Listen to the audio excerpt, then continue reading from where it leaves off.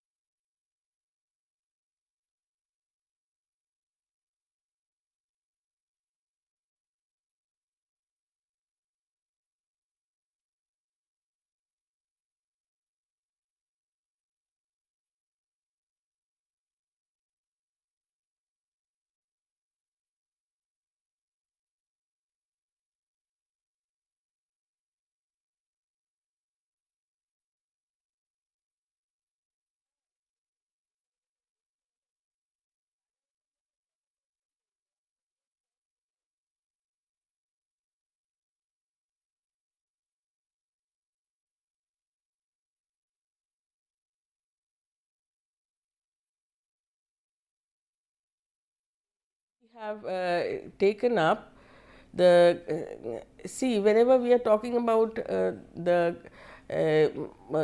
properties of liquid or electrolytes, we only at a very basic level we talk in terms of the specific conductance. Most of the times we will be talking about the molar conductance, because all of the relationships which we have for explaining the properties of the electrolyte is actually related to the number of to the molar conductance instead of the specific conductance. Since it is depending on the unit volume, we usually do not take up the specific conductance as a property which we study, but instead we take up the molar conductance in the form for the studies of the various properties. So, if you go through the slides, you will see how the molar conductivities can be explained, or we say the specific conductivities can be explained depending on how the concentration is changing. So, these slides are already displayed in available to you in your through NPTEL portal. So,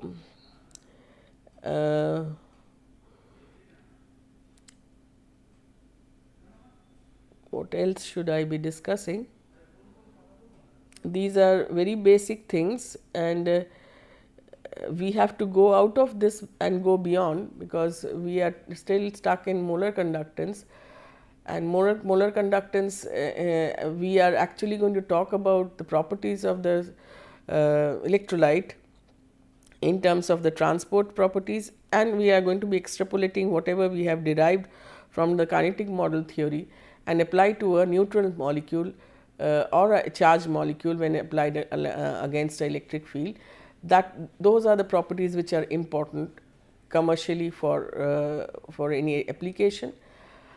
Until you understand what the specific conductance, molar conductance, these, if you are stuck in this, then you do not really go forward to understand the properties of the electrolyte, and that comes up only when you are talking about the various types of ion, their interaction, how the density of ion through a window is supposed to be calculated, that is the flux. And these all parameters are important because we talk in terms of the transport of one property through the medium, which is for a charged molecule or a neutral molecule in a solution medium, which we have already established in a gas phase through kinetic model. So, beyond that, what should we be discussing in this?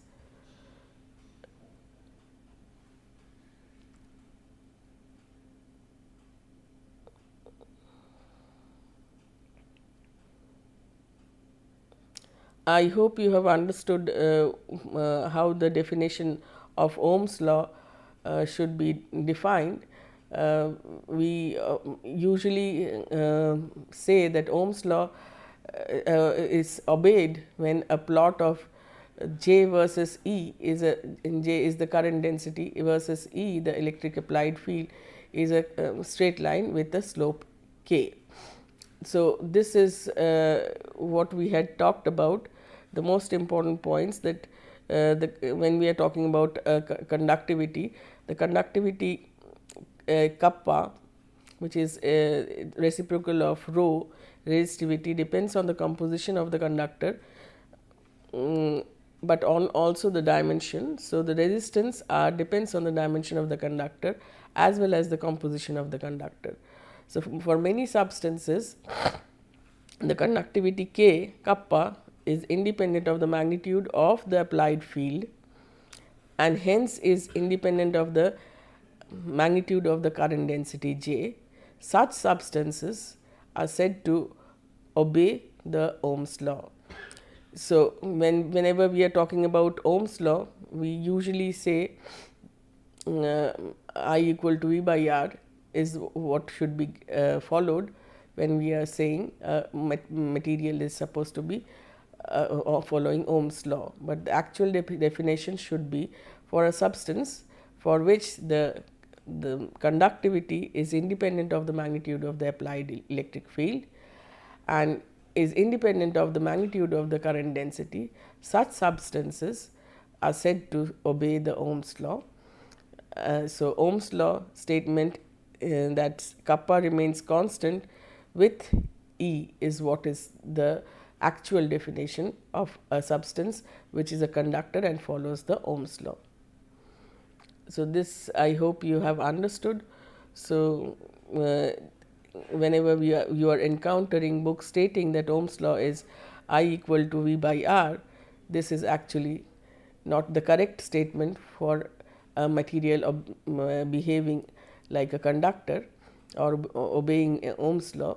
So for a system to obey Ohm's law, we have to say that the substance obeys Ohm's law when the current density versus E is a straight line.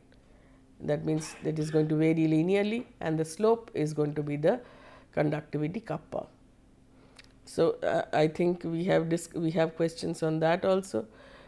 For which substances do we have this Ohm's law followed, and that should be obviously a conductor which will follow the Ohm's law. And there is a question on this in your final exam.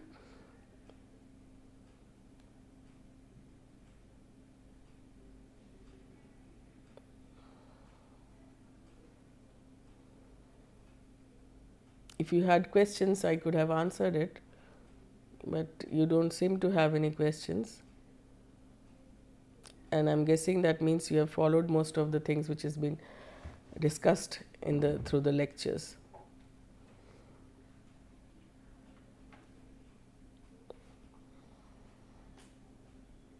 Any question?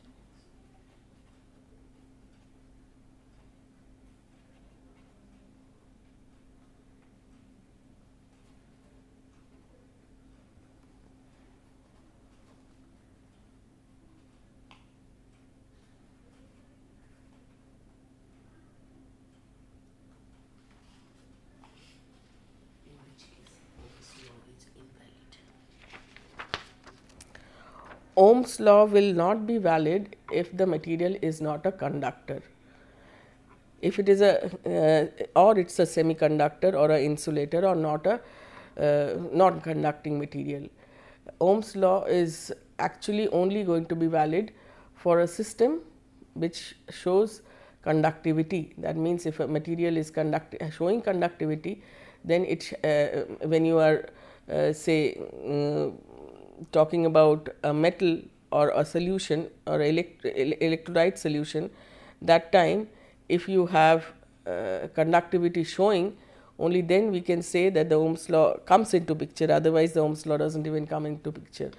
Suppose we have a metal with very low resistivity and very high conductivity, that material will obviously show Ohm's will obviously show the Ohm's law to follow.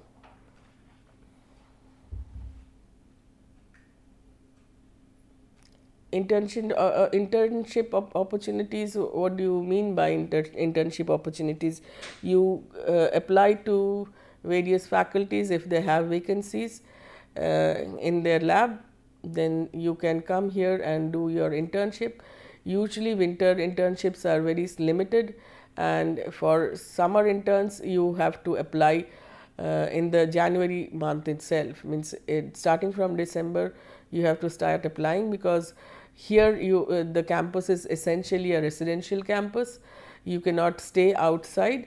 So if you have to get an accommodation within the campus, then the accommodation gets saturated very early, and you will not be allowed to do an internship in this campus until you have accommodation. So if you want to have accommodation, that means that whoever teacher has said yes to you to accommodate you in the lab in the summers will have to arrange through proper we have a procedure through which we have to apply for your accommodation. If the person is taking you as an intern, has to go through the procedure and follow that procedure, and hence it is better that can we see? Can we see molecular motion by electron microscopy?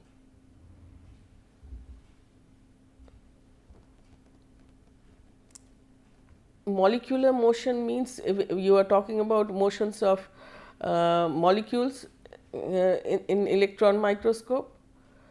No, how can you see that? Electron microscope, whenever you are doing that, you do not, there are STM machines, but that there also we cannot see the electron movement. So, how can you talk about movement? Means what are you talking about? When you are passing some current or some the ions are moving, that sort of a picture? I don't get what what the question is.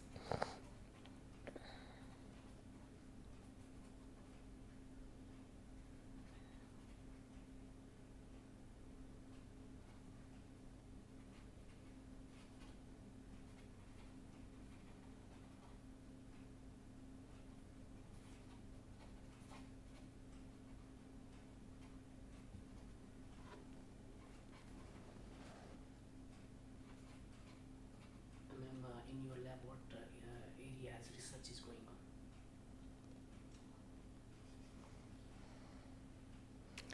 Well, I work on nanomaterials. I work on materials which have dimensions in the 10 to the power minus 9 meters, nanometers in sense. That means in this domain, the properties have different. The classical observations of matter is not followed. So, if they are in that dimension, there we have unique properties, like for a substance which you have prepared in the bulk from, like which you know, like suppose we talk about silver metal. Silver metal has a definite melting point, and when you prepare the silver in a very small domain size, like the size of the particles are in the nanometer range, then what happens, the melting point of this material will change. It is going to decrease. Memory stir. What is that? I don't know what's the meaning. How memory stir work. I have no clue. Next question. So, if when you are having a material in that dimension, the melting point of silver will be reduced, much reduced than what you have for the metal silver.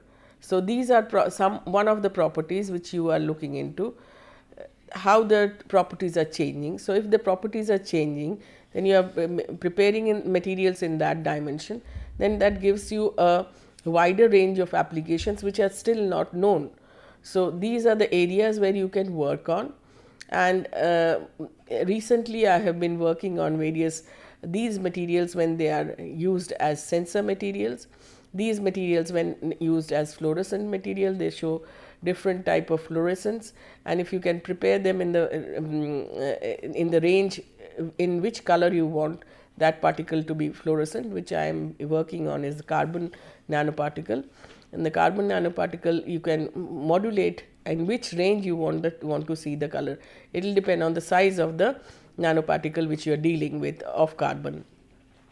And then I also use them for drug delivery applications. What happens when you want to apply target a particular site in tumor with some chemotherapeutic agent, if you are using the chemotherapeutic agent on the patient, then the entire area is getting affected. So, most of the people suffering for malignant tumor or cancer are going to be expiring just by the say the exposure to chemotherapy. So, what we can do, if we can reduce the dose of the medicine to the required amount and go to the only the affected area, then what you can do is reduce the side effects and only target the infected area or the tumor site. So, if I have a molecule which I can target, so I develop a nanomaterial into which I tag a therapeutic agent, and then I also target it with a material so that it goes to the cancer site and it carries with the blood into the bloodstream, and only near the cancer site, and the cancer sites are usually acidic. So, only in the acidic pH regime this gets dissociated. So, instead of spreading all throughout the body, this agent which I am preparing is taking as a is a carrier of the say therapeutic molecule directly to the site. This is one of my area of research. This question I didn't repeat it. That must memorize what was What is? memristor? Memristor. I have no clue what is memristor. Now this question says What is feature size? this one. Feature size of what? What is feature size? Conductivity. In what context are we talking about? Feature size Next of question. what? Next question. What does 28 nanometer technology mean? Next, how nanotechnology is used inside computer? Next question. Now again another question. 28 nanometer technology mean? You are giving me questions which which I really don't understand. What is 28 nanometer technology? It is actually anything which is less than 20 nanometer has a special application. When we are talking about nanotechnology being used in the computer, then you know that you have this computer chips, the what do you say, microprocessor. These are all based on say material which is semiconductor, and these semiconductors are, if the size of the chips are reducing because you are using material which are in the nano domain. So whatever you are doing, you are actually in decreasing the chip size. That is why the computer which you had say 20 years before and the computer you have today is much smaller in dimension. So all the memories systems, all of these materials, these are materials. They are semiconductor materials. Some are magnetic, some are, most of them are magnetic. So these recording material, memory material, these are all materials which are now using nanotechnology, because you are using them in the preparing them in the nano size. And if you are preparing them in the nano size, obviously the compactness of the final product where you are using is going to reduce. So obviously we are the size of the gadget you are using is going to reduce. Inside memory stir, what kind of material? I have no clue what is a memory star. I am a person from chemistry. So if you are asking me electronic questions, I cannot answer. So what is a memory star? You tell me that first. How quantum computing is related with nanotechnology?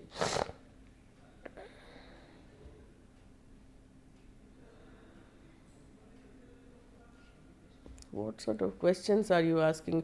Quantum computing, what is quantum computing? Do you understand what is quantum computing? It is, nanotechnology is a field. It's a field in which various people are working, not only chemists, there are physicists who are working, the material scientists are working, the biologists are working. It's a field where you are developing certain materials in the nano regime and you are seeing their application. So if you want to apply quantum computing to nanotechnology, obviously you can do that. There is no stopping to you from you to work on that. But what is quantum computing? You have to know what is quantum computing to apply that to the nanotechnology. Quantum computing does not necessarily mean you are talking about quantum mechanics and computing. There are many things to be learned when you are talking about quantum computing.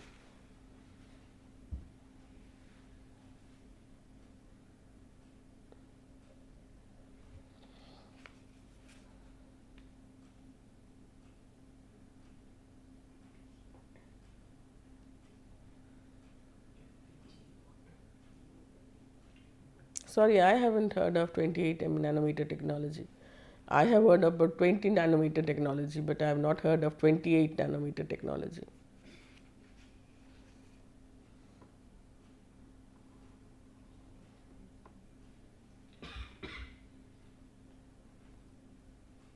You seem to have lot of questions which are thrown to you in the space, but to know those things you have to have knowledge in various fields. It is an interdisciplinary field where you have to not only know the chemistry of it, you need to know the physics of it, you need to know the mathematics of it. So all of these contribute towards a field, and depending on which area a particular person is from, like if I am a discipline, my background is chemistry, I look into the if I am in background in chemistry, doesn't necessarily mean that I will be doing a synthesis. I can do quantum computing as well.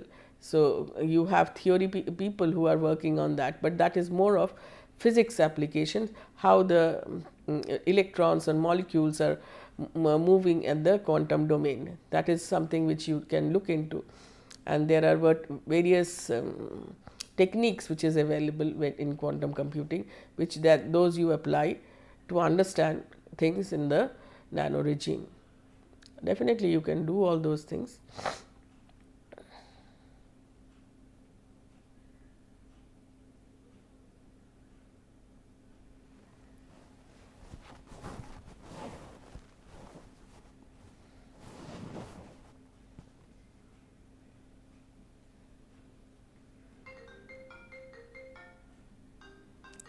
Why they have to call now?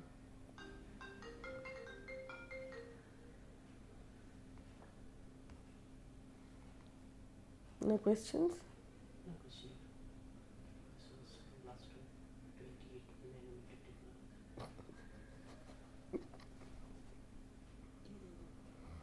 Asking questions, yes. Molecular motion, where is the question? What's that field? Online call. Oh my god. You were thinking they're calling online. I think I'll close. Trash questions also. Should we close now? Yes, ma'am, you can. Okay, thank you.